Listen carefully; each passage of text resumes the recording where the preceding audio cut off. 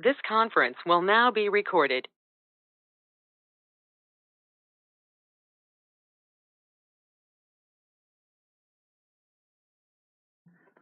All right. Good evening, everybody. Apologize for that. 7 o'clock. King George County Planning Commission is now called to order. This is the May 10th meeting, and for the record, we do note that we have a quorum. I would ask that anybody who can, please stand and recite the Pledge of Allegiance with it.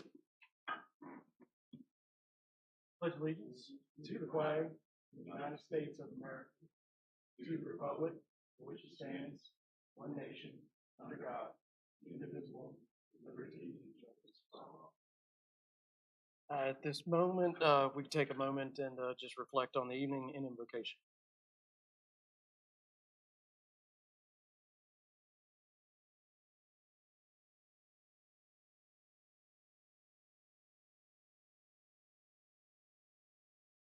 All right. Amen. Please be seated.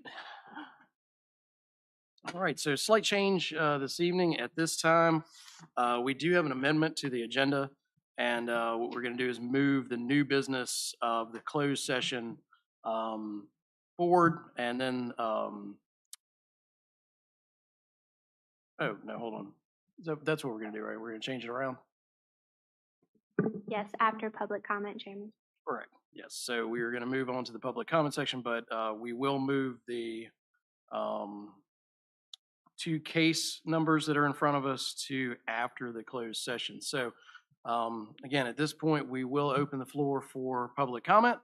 If anybody in the public wishes to address the Planning Commission, please come forward. Limit your comments to 3 minutes, please, to afford everyone opportunity to speak. And please, if you would, please state your name and your address. So at this time, we'll open the floor for public comment.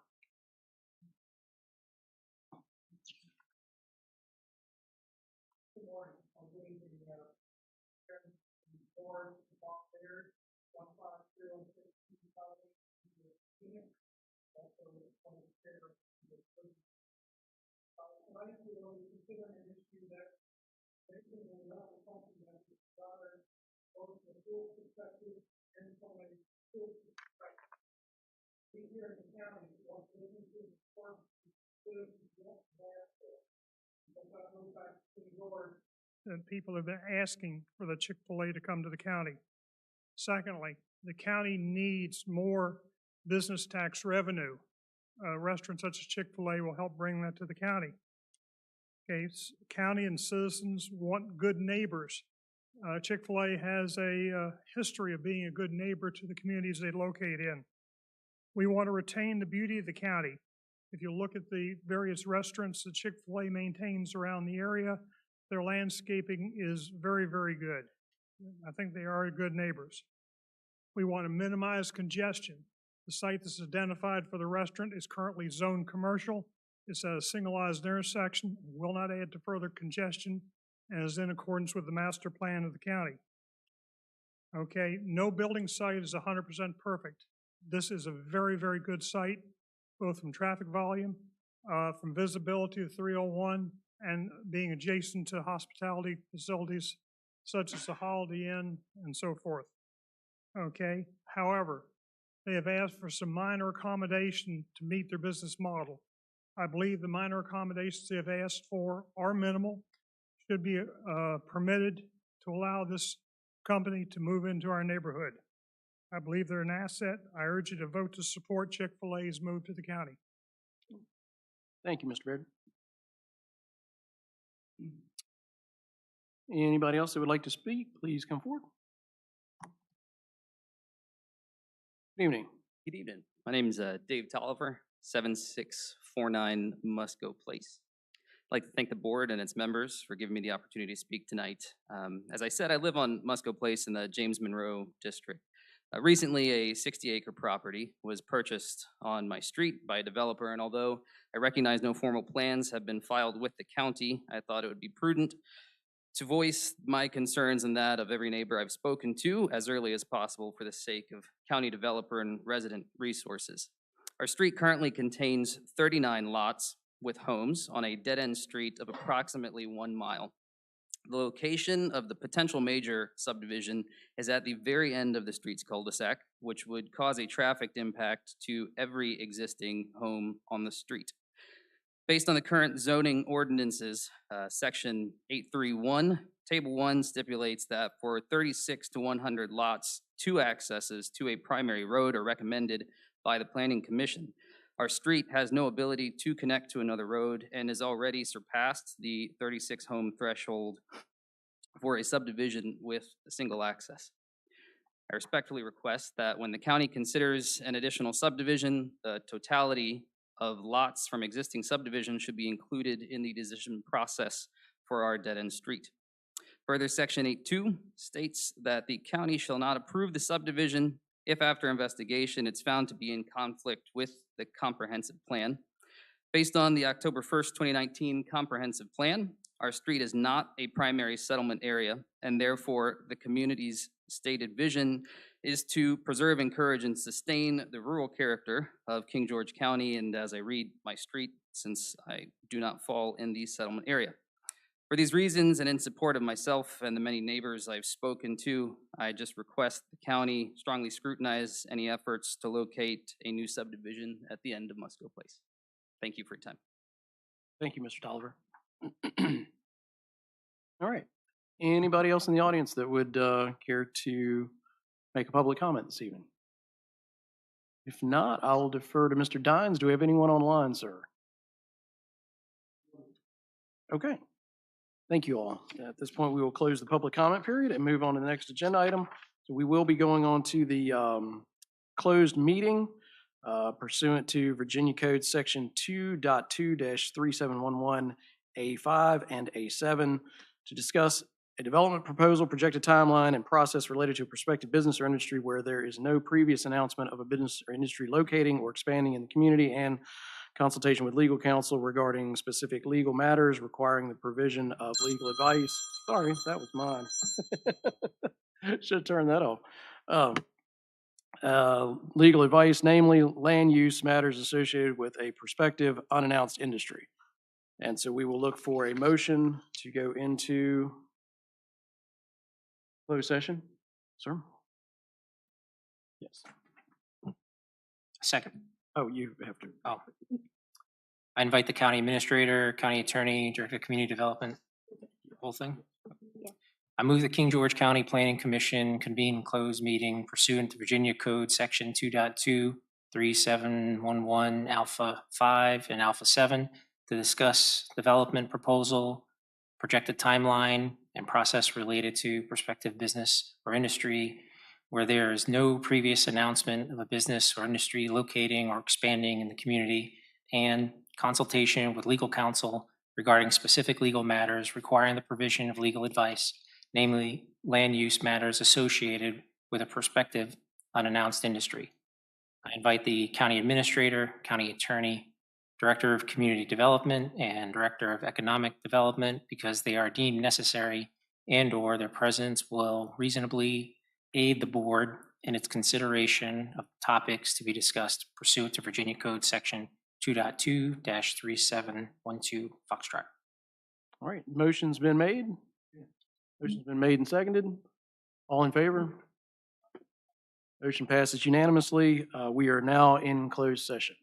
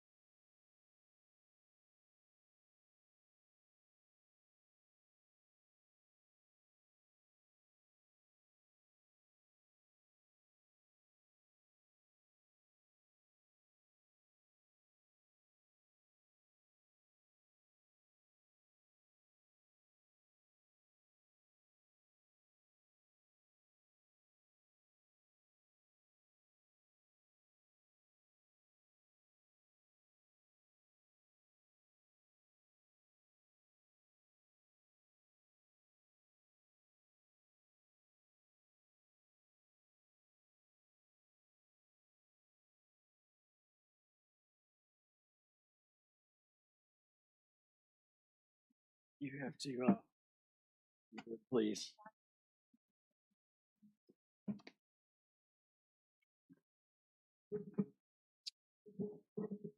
Oh, where did Chris go? I move that the King George, Wait, we gotta wait for Chris. Sorry.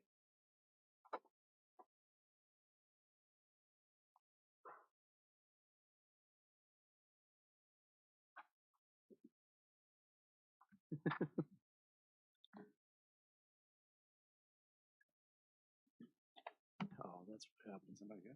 Yeah. I sent that to you and it didn't deliver. I was trying to send you the, Is he coming? Steins. Do you know how to do it? It's live now? Oh, okay. I thought he had it on mute.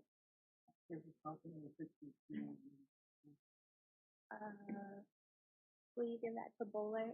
Chris is also gonna put it on the screen. Oh. So we are live and good to go back and close session without. Hmm? We're live and ready to go back. Oh, we are? Our IT lady said we're good. Okay. Oh,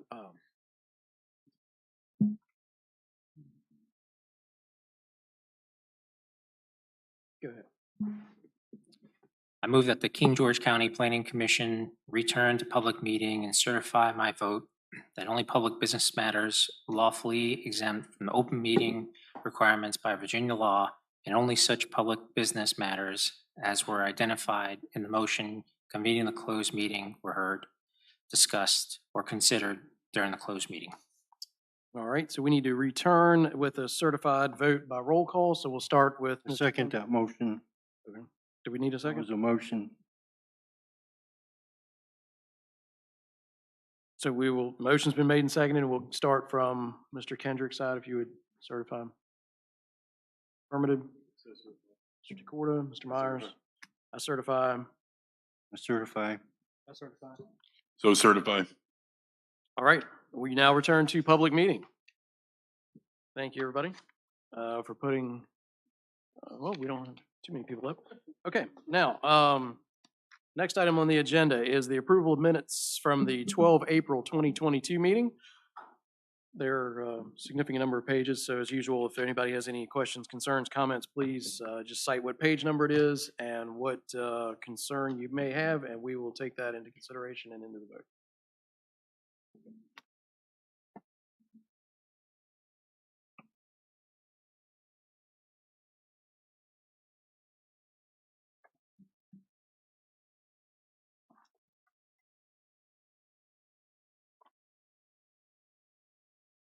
And if there are no comments, I will ask for a motion to approve meeting minutes of 12 April 2022.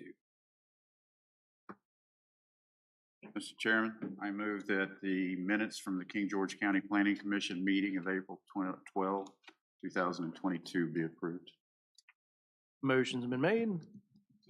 Motion's been made and seconded. All in favor? Aye. Motion passes unanimously. Next item on the agenda is Port Community Planning Liaison Officer, Naval Support Activity, South Potomac, Mr. Hastings. Is Mr. Hastings here or online? Okay. Next item on the agenda is the plan review. Wait, is Hastings online? I'm here. Hello. Oh, Mr. Hastings, welcome. Thomas. Anything to Good report? evening. No update. No update tonight. Thank you. All right, well, thank you for joining us. All right, next is plan review. Mr. Stewart, welcome.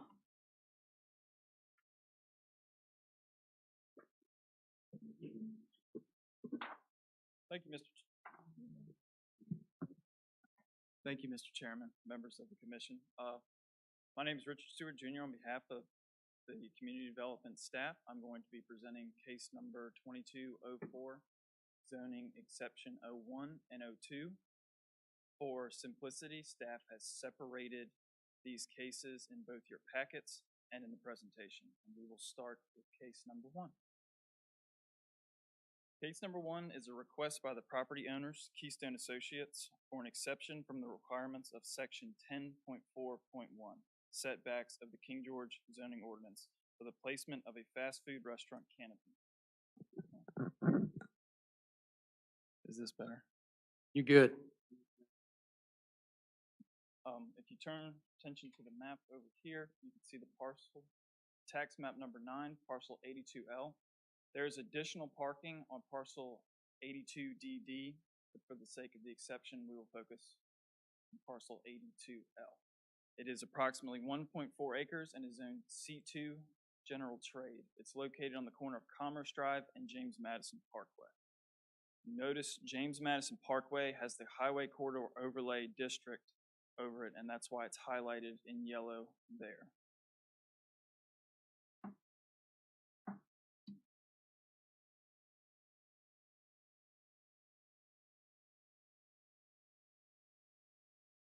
There it goes.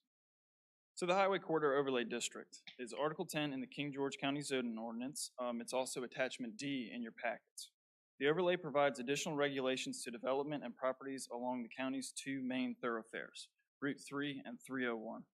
The purpose of these regulations are stated in Section 10.2 and as follows. To sum up this, the purpose is to maintain long-term safety and mobility for Route 3 and 301. This is done by limiting congestion, traffic signals, conflict points, and allowing for future expansion to the roadways. The applicant is requesting an exception to Section 10.4 Development Standards, subsection 10.4.1 Setbacks of Article 10, the Highway Corridor Overlay District of the King George Zoning Ordinance. Section 10.4.1 Setbacks requires a front setback of all structures within the Highway Corridor Overlay District to be 50 feet. This is regardless of the zoning classification. Further, a structure, as defined in Section 1.9 of the ordinance, is an assembly of materials forming a construction for an occupancy or use, including, among others, buildings, stadiums, gospel, circuit tents, and many others. Because the property falls within the overlay and the canopy is considered a structure, the 27.8-foot encroachment into the 50-foot highway corridor setback would not be permitted without an exception. So the exception is a request from Section 10.4.1 setbacks per Section 10.3D of the King George County Zoning Ordinance for the placement of a fast food restaurant canopy. If you look at the diagram to the side, this red line is the 50-foot overlay district setback. Here is the front property line, and this is James Madison Parkway, Route 301, which this is the fast food restaurant canopy. Mr. DeVries was also kind enough to include an example of one of these, and they have been placed on your desk.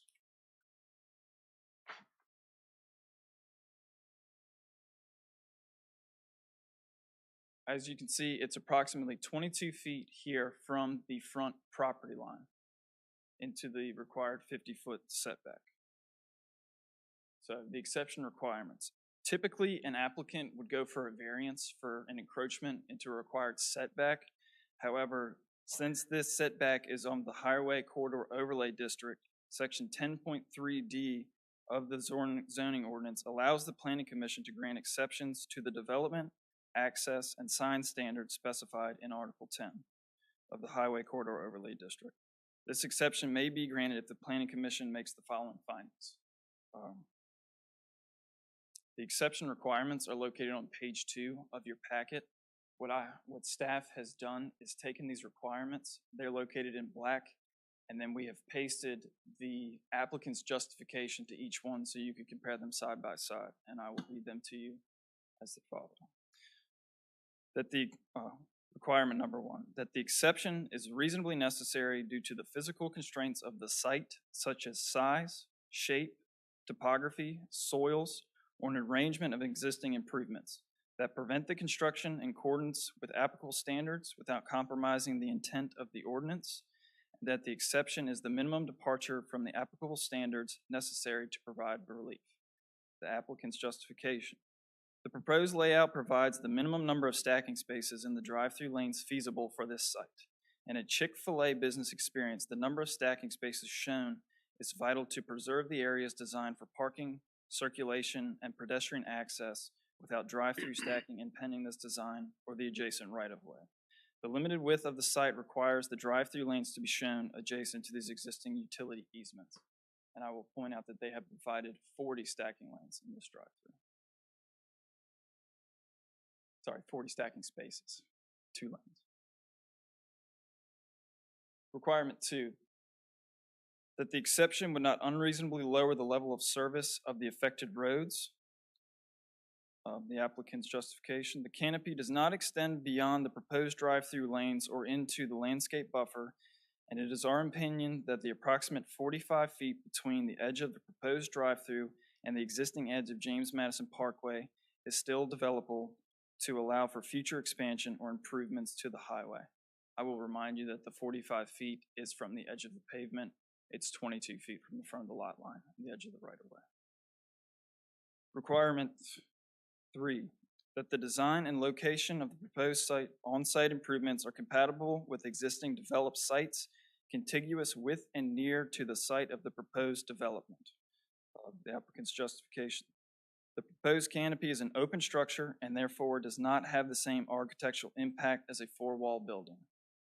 Therefore, it is our opinion that the design and location of the canopy will be compatible with the adjacent parcels and the restaurant building meets the requirements. The restaurant building is 63.5 feet back from the front property line.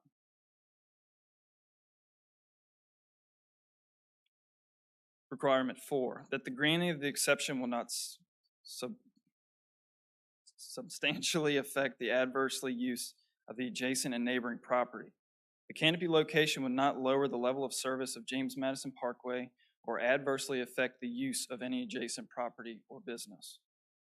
Requirement 5, that the granting of the exception will avoid the unnecessary replacement of existing landscaping and other improvements on site, if applicable, and will not result in an unsafe circulation pattern on site. The proposed layout would not require the removal of existing trees or utilities in the right-of-way along James Madison Parkway, Route 301. The final requirement, that the granting of the exception will not endanger the public safety or in any other respect impair the health, safety, comfort, and welfare of the inhabitants of the county. The layout as shown allows for the least restrictive route for pedestrian access, therefore protecting public safety, and in no way impairs the health, safety, comfort, or welfare of the inhabitants of the county. Those requirements in mind, take another look at the preliminary plan, again pointing out the 50-foot highway corridor overlay setback, the proposed canopy structure, the 27.8-foot encroachment resulting in the canopy being placed approximately 22 feet from the front property line.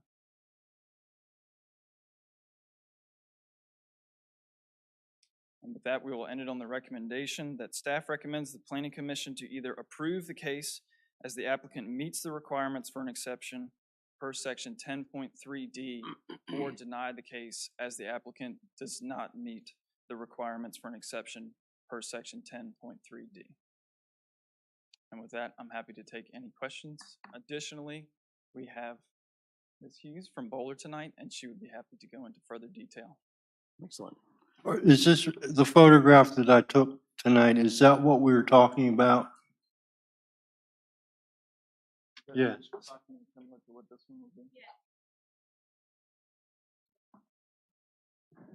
So what I'm seeing is structure maybe 15, 20 feet high. It's illuminated in the ceiling.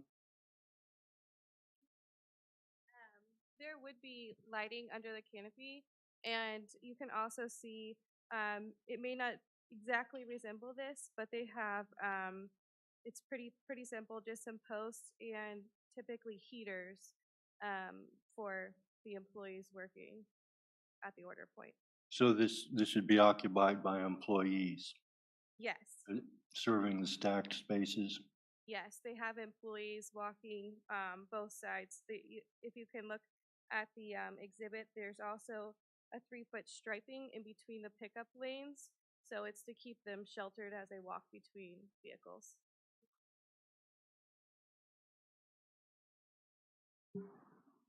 Do you know average time to serve in the drive-through?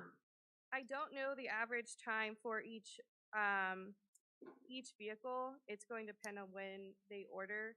I know that they're typically in and out, and I think their goal is probably, in 3 to 4 minutes from the order point to the pickup. The stacking configuration, unfortunately, between canopies is different for each site, so I know that's a range there. Thank you. So are you familiar with this particular design? I am. Okay, so stepping away from the setback for just a second, when you're traveling northbound on 301, you turn onto Commerce Drive, then you're going to immediately cross 2 lanes of traffic to turn into the restaurant? Correct. Okay. That Commerce Drive is used by a lot of folks leaving the Navy base, and they use it as a cut through on the way to the Walmart and that shopping center. It gets pretty crowded at Yeah. certain times of the day, lunchtime, evening when they're getting off work. But Yeah. This site is currently being assessed by VDOT. There's a traffic impact analysis being reviewed. It's already been submitted, it's already under review, and we're working through improvements that may or may not be required to both Commerce Drive and Route 301. okay, Mr. Kendrick, I can verify that that is correct. I have participated in those scoping meetings and broached the same concerns as you have.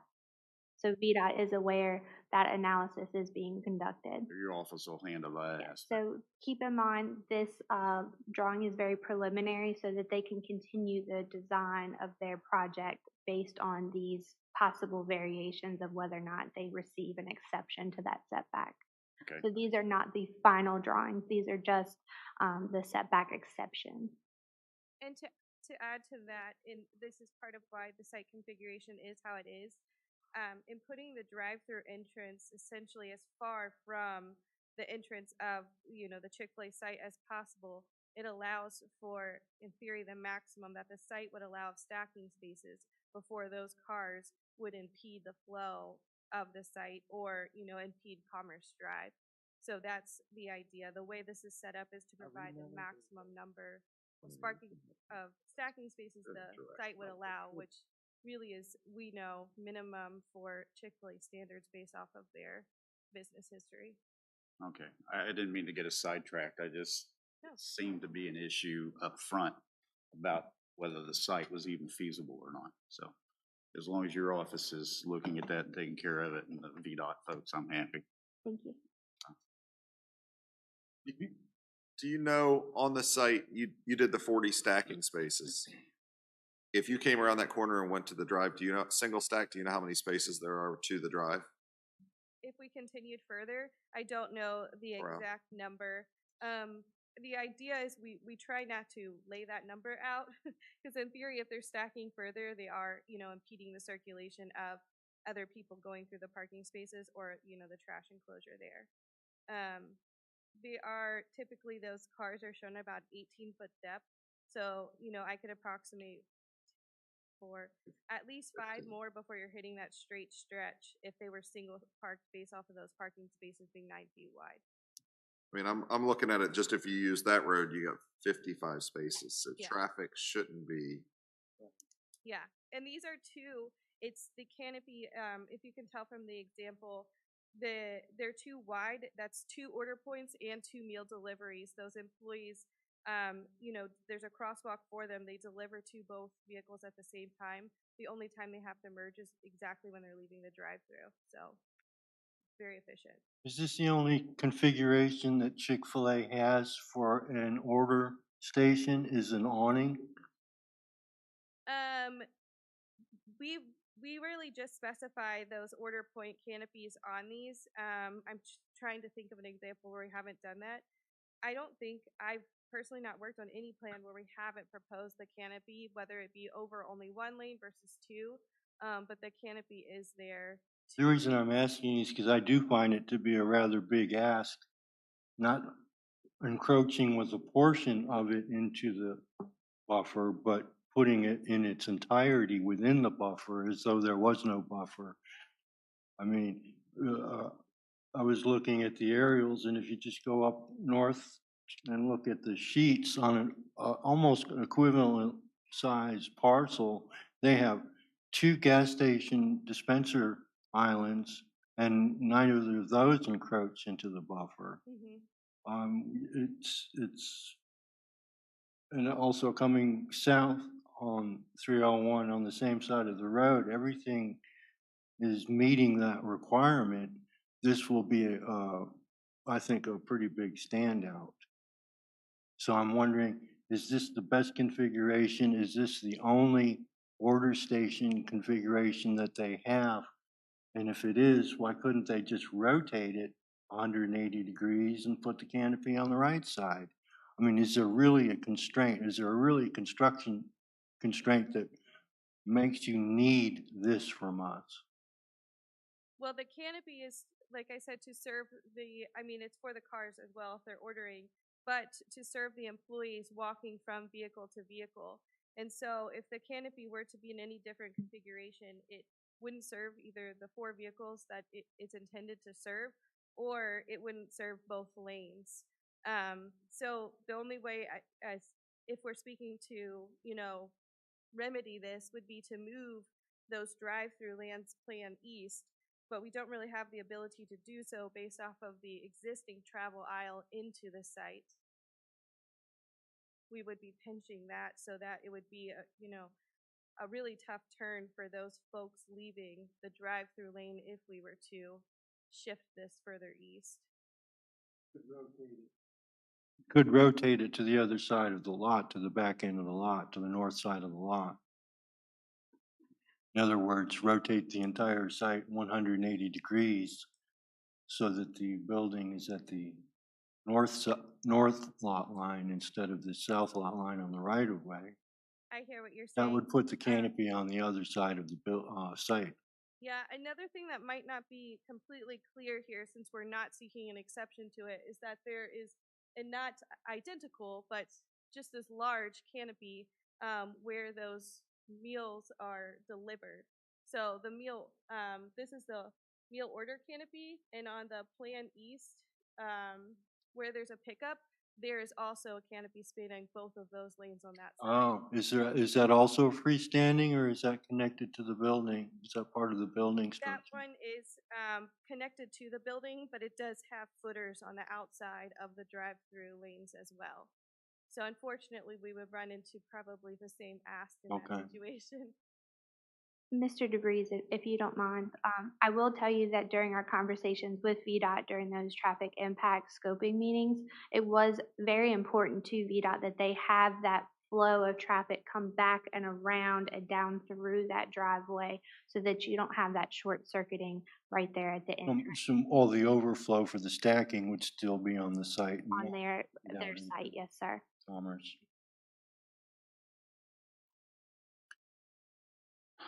So my concern is, look, it's a very popular restaurant. I like it personally. Okay, and I have no doubt the residents of this county would really enjoy it. But we're looking at, the corridor for all of 301, all of Route 3, and this sets a precedent. And I'm a little uncomfortable setting that precedent for a canopy.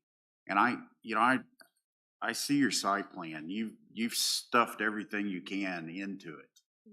I mean, I'd be asking you, if it were just me personally, I'd be asking you and your designers to go back and take another swing at reducing the number of parking spots or something to see if you can't pull it back within the setback distance. If you didn't have just for my benefit, where does the canopy start on that drawing? Is it up in the top left corner at the curve? No, the canopy,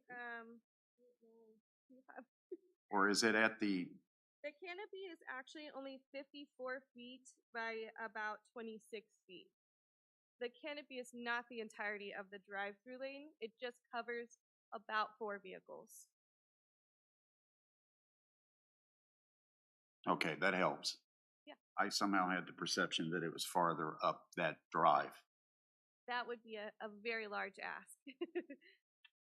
Yeah, so I think he mentioned it's set back, the building itself, which, is along the same plane, is set back about 64 feet. So, it's entirely within the setback, I understand. Definitely maximizing what we could for stacking spaces here.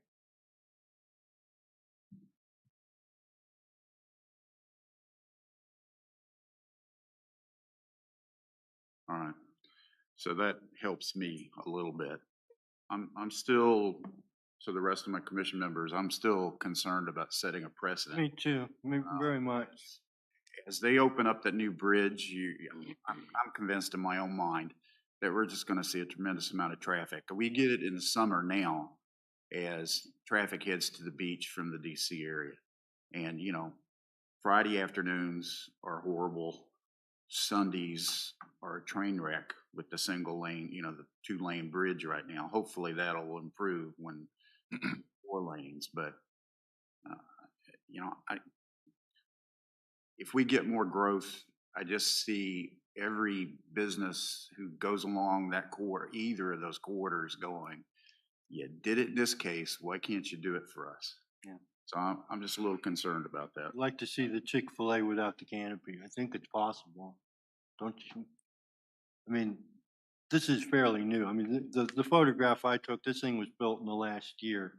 There's another Chick-fil-A down the street that has no canopy. So this is kind of a new amenity that they're adding to their design requirements. Yeah, I will say that it is also something they're taking into account on existing buildings as well. In any situation possible, they're working through, reinvestment development and adding these canopies and dual flux lanes is what they call them to order to pick up to any site where it's feasible.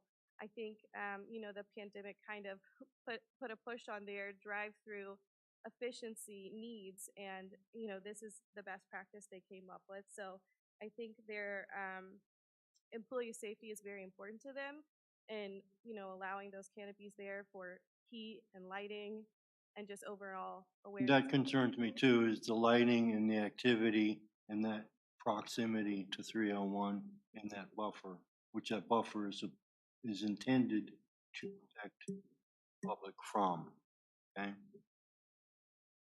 Yes, my question is this precedent setting? Has it's the first time this has ever come up? Actually, twofold. Just so that you are aware, illumination plan would still be reviewed during the site plan process, and it would not be able to transmit into that highway, and we would be looking for that during site plan. To my knowledge, I am not aware of a canopy receiving a exception such as this one. However, as Or she just an stated, exception for the setback? Like any of the other establishments in Dahlgren, do they? none that came to my mind, but I know Mr. Parker and I had talked about, he thought that Dunkin' Donuts had received one. Yeah, that's what that was. Yeah, I know at the very minimum, we gave Duncan an exception on landscaping, and I thought there was a buffer exception there. I'll look to. Yeah, I think we did that because it was a very small triangular lot, The regular, yeah. and it was just an odd shaped lot, and we made an exception. I know it specifically had something to do with landscaping, and I also think there was something to do with parking.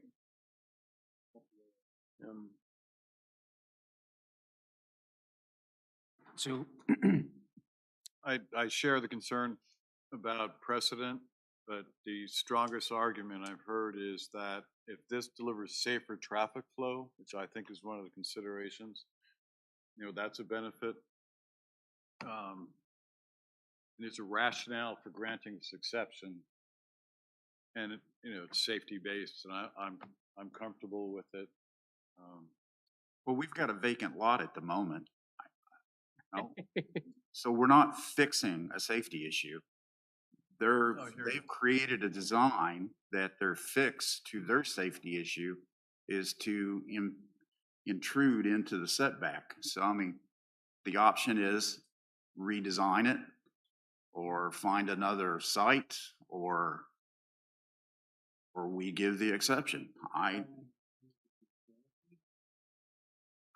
could probably, 27 feet into the setback is, over halfway.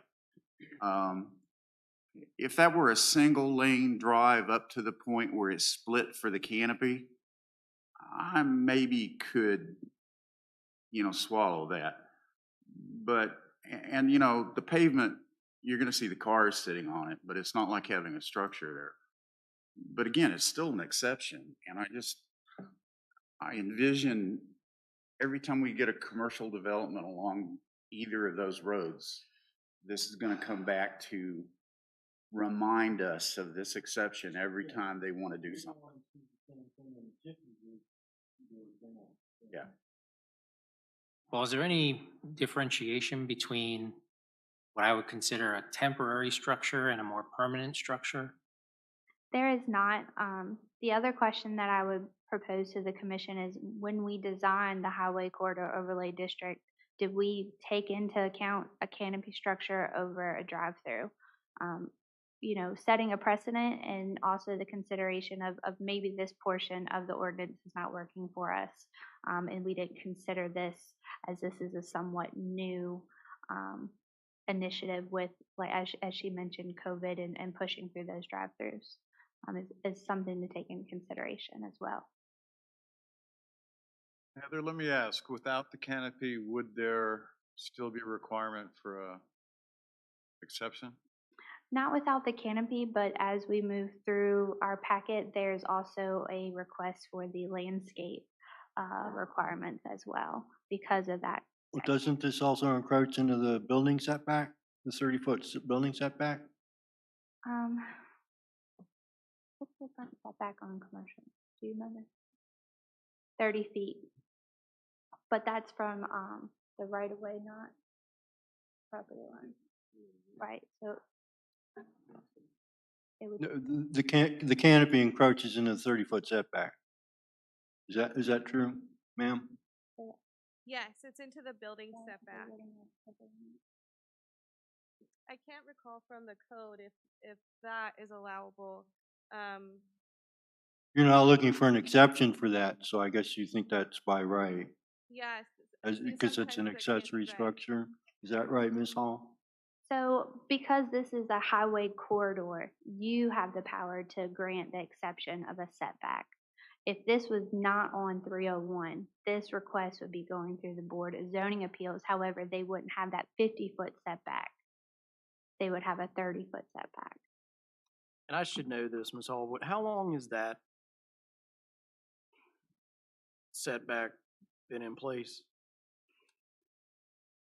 And the reason I ask is I'm trying to think of, as you go further north on 301, I know there's a house that's close to the road, and I'm thinking of the two large brick office buildings right before you turn to go into B-Gate that are also pretty close to the road. Richard's going to pull it from his. I'm just wondering if what I'm getting at is I'm not trying to justify it. I just think we've got other things down there that are also close to the road that wouldn't be, it's not like this is going to be a glaring, oh, why is that sitting out and the rest of them are all pushed back type of thing. I think we've got other buildings that are pretty close to 301 in that same stretch or right in that proximity. Looks like it's 2001. Okay, so all of those were built before that then. Gotcha. Okay. Questions really quick. The lot to the right, that's a separate piece of property? It is. And What with the parking, the proposed parking, that's a separate parcel. Right, so that's a separate lot. Is that, it didn't look like that was a separate piece. It looks like there was a piece of a bigger lot. Is that, it's, To the bottom of this drawing, to the bottom right corner, that's a parking lot. Belongs to one of the office buildings. Right. So that office building previously had like a sand pit for volleyball and some outdoor activities that haven't been utilized for some time. So they will have a perpetual agreement with this property next door to utilize that space. Currently, yes. But again, we haven't finalize the final site plan. Okay. The other question I had was, on the canopy, what is is it an open side? What's the ask on it? Is it always an open sided roof only? Yes, it's just a roof and footers. There would be lighting, and as she said, that would meet standards. Heaters, and then the menu boards would be under it as well. So that would be written in as an always open. We currently do not have it written that way. It's just specified as restaurant canopy. However, you could include that in your motion, that it is only to be a roof and pole structure, open-sided specifically. Open-sided, I think the traffic plan makes sense to keep people off of the road. I've been in some Chick-fil-A's where it's a nightmare traffic-wise on the road. I think this is the best plan to keep them off the road. Off the highway. Off the highway, yeah. Off the highway, people coming back on the road, grabbing their french fries and Right. buckling your seatbelt I and think talking on the phone. Traffic-wise, I mean, the biggest thing is the cut through out of base, right? Because traffic-wise, you don't have, 301 traffic, your biggest traffic days are Sundays, and they're closed. They're closed, right? So that works. Well, it's not necessarily gonna be. Right. If someone else uses an open-sided canopy, I think you're limiting, as long as everything's written in open-sided canopy, roof and footers only. I think you're limiting what else adapts in there. So it's not as much of it. I mean, it is setting a precedent, but it's limiting it quite a bit. Like I tell you, for me, the landscaping aspect is hitting home with me too. So let's say we go with the exception, yay, and then we go to the landscaping exception. Are we going to put in micro shrubs? So this is going to be a real eyesore as you go down the road, or? So we can move forward with the presentation. We just wanted to make sure that you've got two separate presentations because we do need two separate motions. So if you want to put this on the shelf, see what that landscaping ask is, to take that into consideration, we can certainly do that. That's just my opinion. I mean, the other folks up here might think differently. But if that's the consensus of the commission, we can move forward and come back to the two separate motions. Is one contingent upon the other? In other words, is the landscaping exception still gonna be requested if this a motion on the canopy fails? Yes. Yes, because with or without a canopy, like we said, the canopy is shown just based off of their standard configurations. That's where the order point would be. The drive-through lanes, they meet all other site constraints. They're set back appropriately. The landscaping would be separate based off the location of the drive-through lane. So that's why we listed them separately. Mr. Kendrick, do you have? I mean, I like the discussion about writing into the approval of the exception that it remains open-sided. And if it's limited to where they indicated on that drawing, which is basically the back of the side of the building only, along 301, I might be willing to be supportive of that. But again, I would want to come to the landscaping, and if we could just disguise that a little bit, that would make me more comfortable as well. So it also looks like they're putting trees right there. There's two large trees on that corner, Right. so that will help. Yeah, so, that's just representative. It's not, in my mind, Those not are the existing- design. Those are existing trees. Oh, okay, so you won't yank those out. You Okay. can see not to be removed. So just to kind of finish up some thoughts on this, because I think we would like to go to the other before we, okay, so, Mr. Watkins? Okay. Mr. Caldwell? Yes, I'm okay with it. Yep. Okay. Could we move to the next one and just talk about the landscaping so we can get the full big picture of everything? We sure can. Again, it's located on the same property. The request by Keystone Associates, the property owner, for exception of the requirements of section 10.4.3. It's the landscape per section 10.3D of the King George County zoning ordinance for the construction of a drive-through stacking lane in the 25-foot landscape buffer and an exception to the required plantings. Again, a brief overview of the highway corridor overlay. We could sum this one up. And the purpose of the overlay is to maintain long-term safety and mobility for Route 3 and 301. It's done by limiting congestion, traffic signals, conflict points, and allowing for future expansion of the roadways. The applicant is requesting an exception to section 10.4 development standards, subsection 10.4.3 landscaping of Article 10, the Highway Corridor Overlay District. Section 10.4.3 requires a 25-foot landscape buffer along any property line that abuts the right-of-way of any HCOD roadway. Within the buffer, this section requires one tree each 40 linear feet of the landscaping strip and a minimum of 3 shrubs with a maximum height of 2 1/2 feet shall be randomly planted between each tree. Furthermore, the planting specifications must conform with section 7.6 standard and required improvements of the King George County zoning ordinance. Section 7.6 is attachment F in your packets. The exception. The request for the requirements of section 10.4.3 landscaping per section 10.3D of the King George County zoning ordinance for the construction of a drive-through stacking lane and the 25-foot landscape buffer.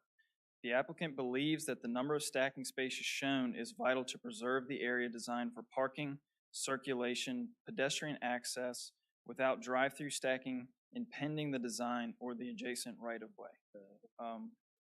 The applicant is also requesting an exception to the planting requirements within the buffer. The applicant claims that the site layout would not allow for the planting of trees along the frontage of the site due to existing overhead utility lines as well as existing waterline easements. Instead of the required 1 tree and 3 shrubs for every 40 linear feet, the applicant is proposing approximately 230 shrubs as shown in this plan. This plan is the actual landscape plan from the application that was submitted.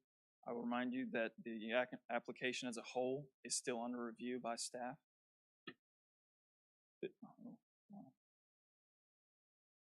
This red line shows the approximate encroachment of the drive-through stacking lane into the 25-foot required buffer. Additionally, all these little, I know it's kind of clustered, but all these little dots would be individual plants. Here, this easement, I believe this is the 15-foot waterline easement. And then, where is it? Yeah, and then further down here, this is a 20-foot overhead utility easement for power lines. It's pushing everything inwards. The landscape schedule shows the species name and the quantities. Please keep in mind that the quantities refer to the site as a whole and not just this adjacent piece to 301. The second table is just adjacent to James Madison Parkway, Route 301. You can see over on the shrubs where we require 34 shrubs per 40 linear feet. The applicant has provided almost 3 times that. But as far as the trees, they have only provided 3, and that's because in that northernmost section where the drive-through stacking lanes come in, there is more space. So the applicant has intended to overplant that area as it allows for more plantings versus further down where the drive-through lane encroaches into the 25-foot landscape buffer.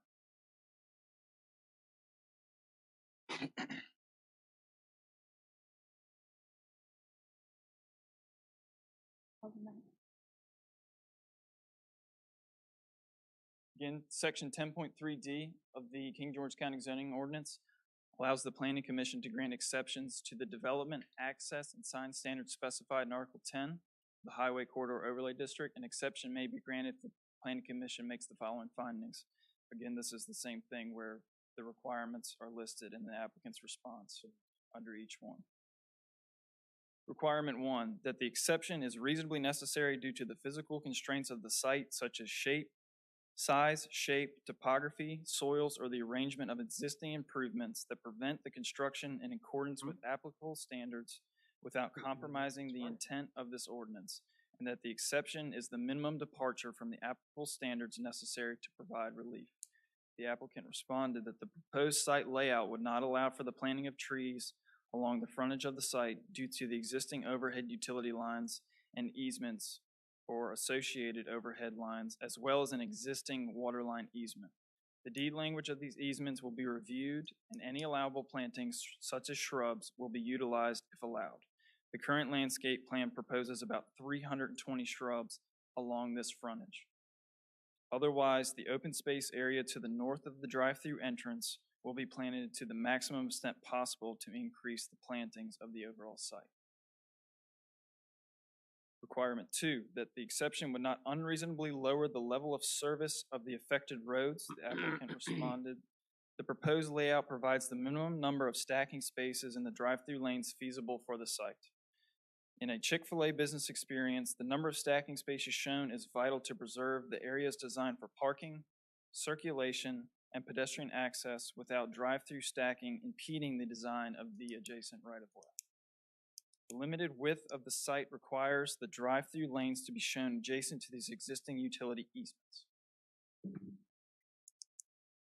Requirement 3, that the design and location of proposed on-site improvements are compatible with existing developed site contiguous with and near to the site of the proposed development. The applicant responded that the existing trees along our site frontage provides a greater density of plantings as compared to the adjacent parcels to the northeast. Requirement 4, that the granting of the exception will not substantially affect adversely the use of adjacent and neighboring properties. The absence of the trees along the drive-through lanes would not lower the level of service of James Madison Parkway or adversely affect the use of any adjacent property or the business. Requirement 5, that the granting of the exception will avoid the unnecessary replacement of existing landscaping and other improvements on site, if applicable, and will not result in unsafe circulation patterns on the site. The proposed layout would not require the removal of any existing trees or utilities in the right-of-way along James Madison Parkway, Route 301. And the final requirement, that the granting of the exception will not endanger the public safety or in any other respect impair the health, safety, comfort, and welfare of the inhabitants of the county. The layout as shown allows for the least restrictive route for pedestrian access, therefore protecting public safety, and in no way impairs health, safety, comfort, or the welfare of the inhabitants of the county. I will jump forward again to the recommendation that you either approve the case as the applicant meets the requirements for the exception or deny as the applicant does not meet the requirements for the exception. And I'll return to the landscape sheet and I can leave this up here and answer any questions if you have them.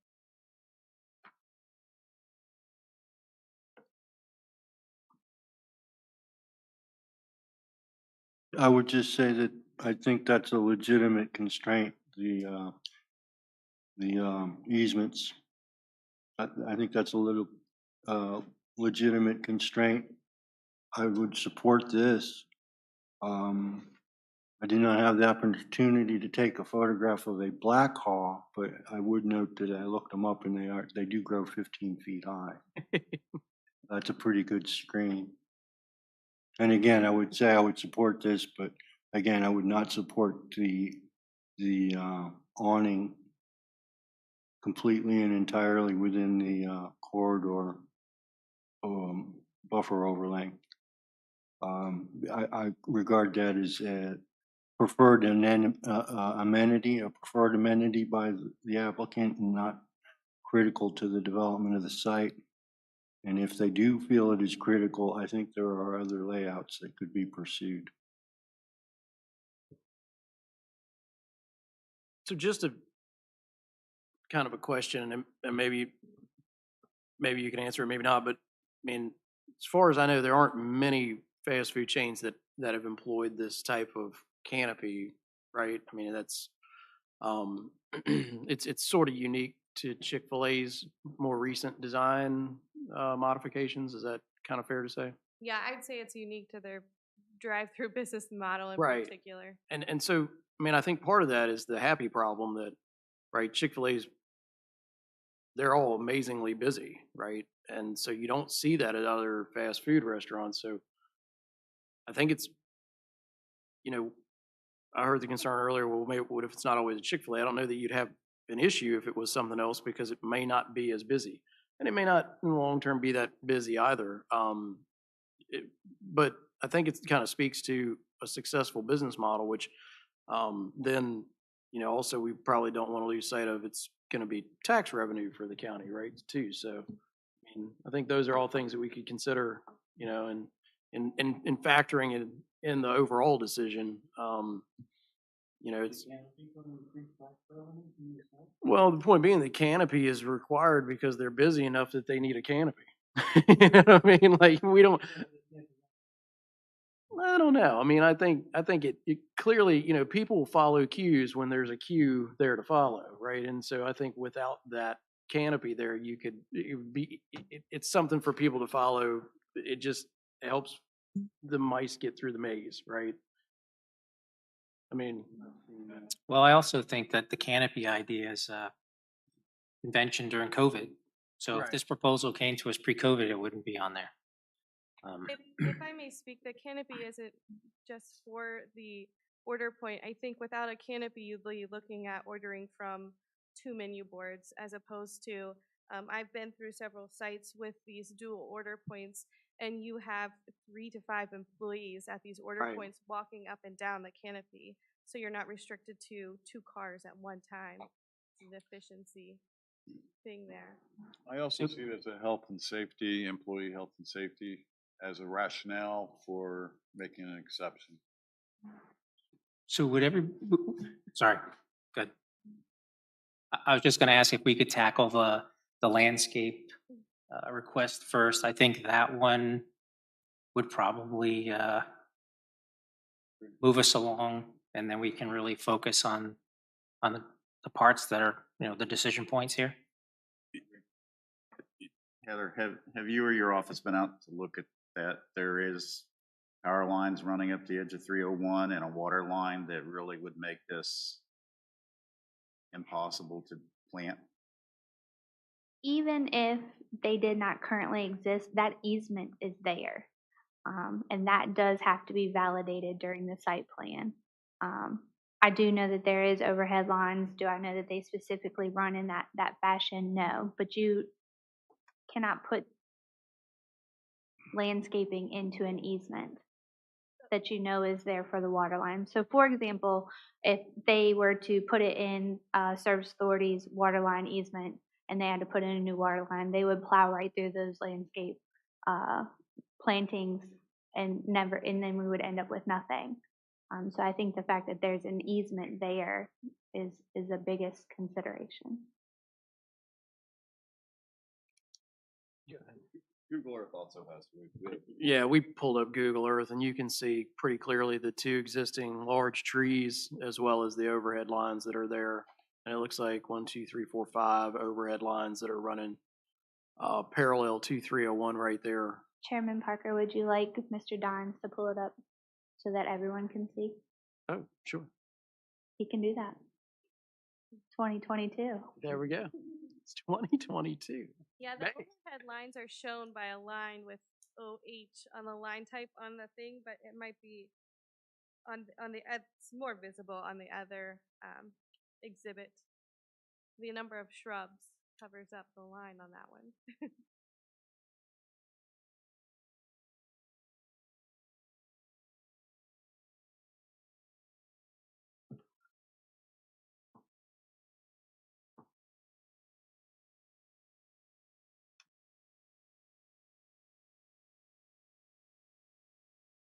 While we're waiting for that, I just want to say I made an error that this canopy does not encroach into the 30-foot building setback.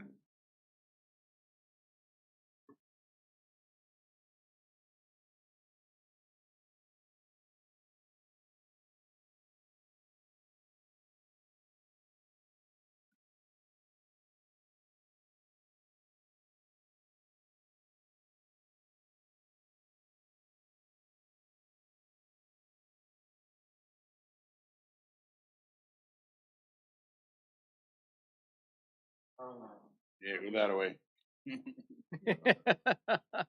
Right?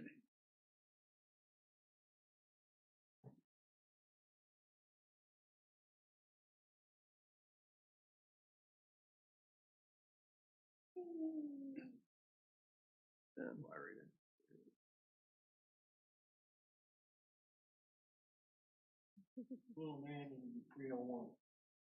Got a different Google Earth. They got leaves on the trees. We don't. That's weird. Isn't it? We're in winter. Yeah. Much more favorable. Where's the little basketball? Oh, yeah.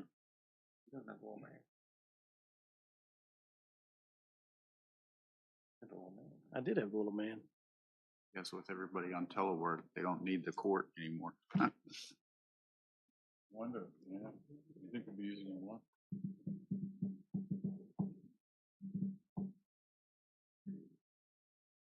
I didn't even know Commerce Lane went through. How about know that? A lot of people use it as a cut through. Yeah. Supported. Yeah.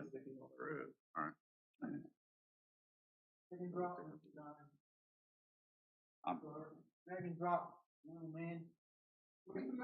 How do we? Well, it's interesting. I've got a winter view on Google Earth, and you have a full summer view. So, yeah, it was a Google Earth, but either way, I think we can kind of get the picture. And the east side screen is nice too.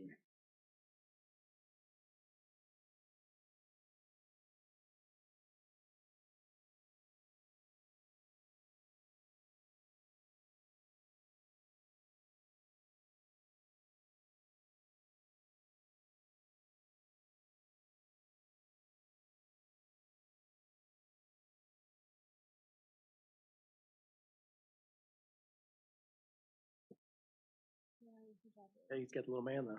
There you go. It's a little person. Yeah. I'm sorry. There you go. That's And there's the winter view. Yeah, it's the winter view.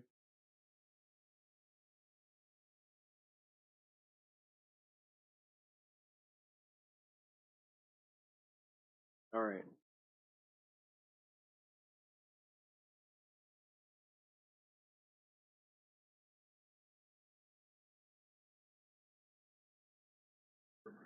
Obviously, the trees are wintertime. Right. Yeah. All right. So back to our regularly scheduled meeting. Are we? Do we feel like we're? Do we feel like we need to discuss anything more on? I think Mr. Moss brought up the good point of maybe we'll look at the landscaping element first. That might be the lighter stone to move. So, is there any further discussion on that topic? If there's not, maybe we can make a motion regarding case number 2204 ZE02, excuse me.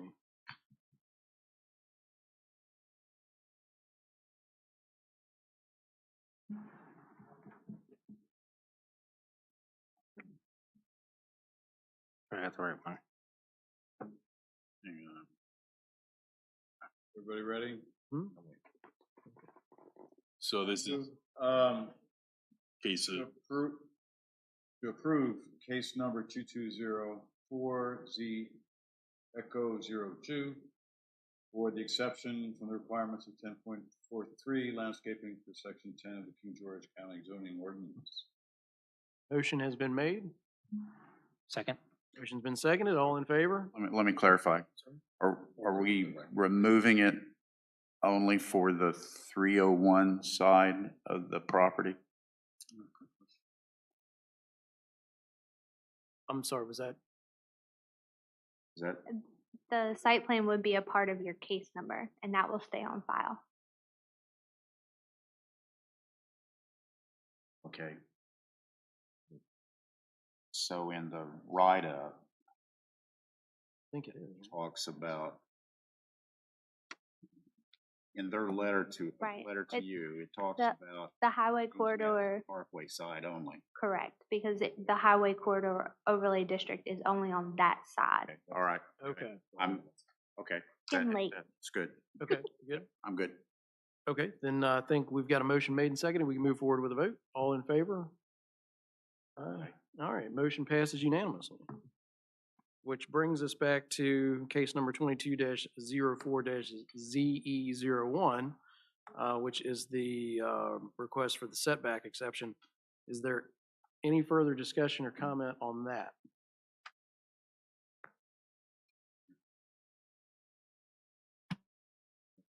Well, just seeing, well, we would be forwarding the recommendation for or against, but I'm just seeing if there's any further discussion. Yeah, I mean, in general, this is discretionary action, right? We don't have to, if we approve it or don't approve it, we don't have to say why for this one or for any other one. I think, you know, what we're doing is for the benefit of the citizens.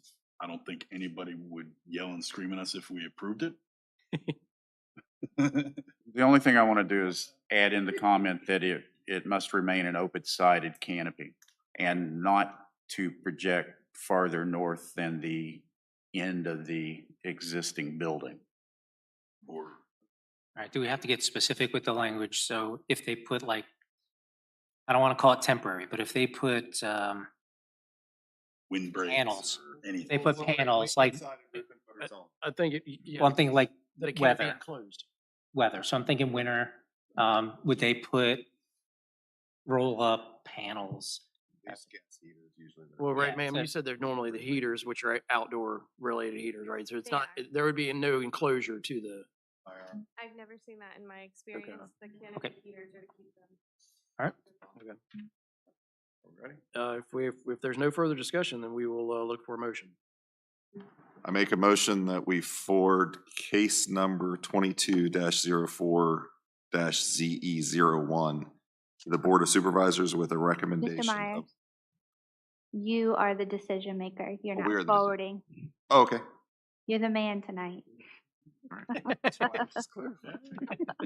Okay. I recommend that we approve case number 22-04-ZE01 Do you want to include the open-sided? with a stipulation, is that the way you would say it? That it would be an open-sided structure, roof and footers only, and not extend past the end of the building.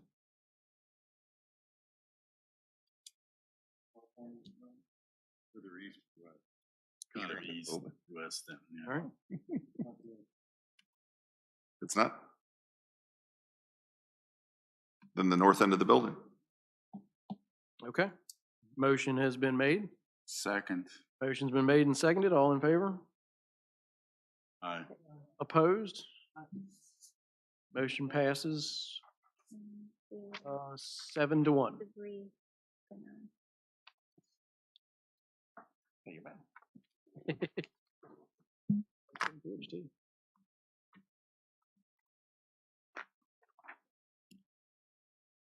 Thank you. All right. Thank you, ma'am. Public hearings tonight. Next item on the agenda. Public hearings, we have none. Old business, zoning and subdivision ordinance discussion, Ms. Hall.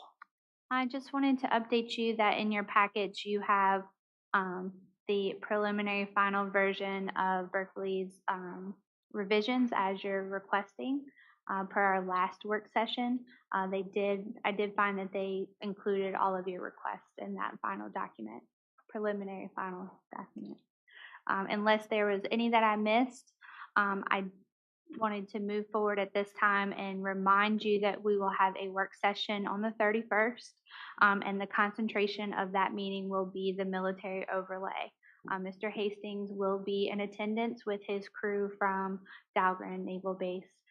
I believe he's bringing 4 or 5 of his team with him so that we can have an open discussion of what does the base need. You know, of course, our joint land use talks about certain building standards and things of that nature, and just kind of putting defined limits and a defined area. We're going to work on a map.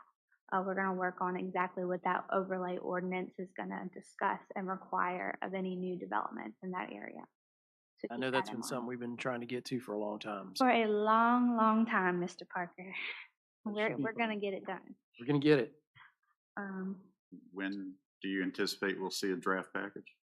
We try to get those work session packets out as soon as we get them, but we have been hitting about a week and a half in advance, but we shoot for about 2 weeks if possible. I know that I believe Berkeley Group is looking for some information from Mr. Hastings. We've had some meetings, so of course, gotta have one to write it, et cetera, et cetera. But Berkeley Group will come with some discussion starters, but this is gonna be a very fruitful conversation Good point. as to what direction we're going with this particular section of the ordinance. Excellent. All right. Don't forget it's at 6 p.m., not 7. That's right. Dinner will be served, correct? Are you buying?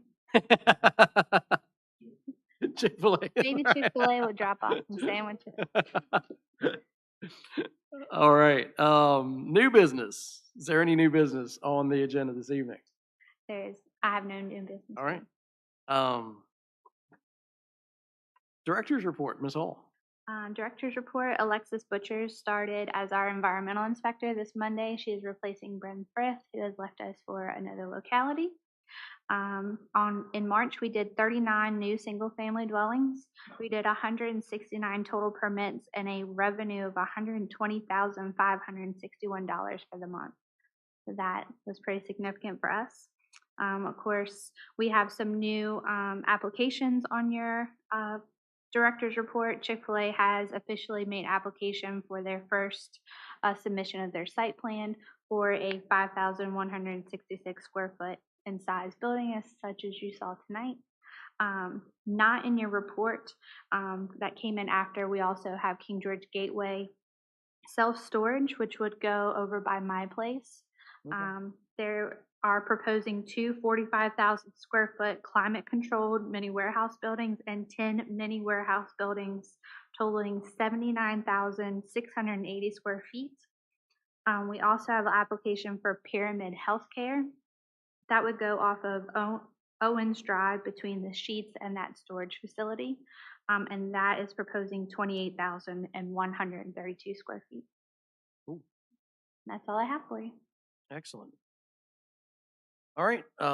Any other business? I don't believe we have any other business on the agenda tonight. Just as always, thank you all for the good, thorough discussion. I think we always do a good job at coming through issues with good discussion and respectful banter. Mr. Stewart, good job this evening. And Thank you, that brings us to the next portion of the evening, which is adjournment. And I'll ask for a motion to adjourn. I move we adjourn. Got a motion made? Motion's been made and seconded. All in favor? Aye. Passes unanimously. See you all on the 31st. Mhm.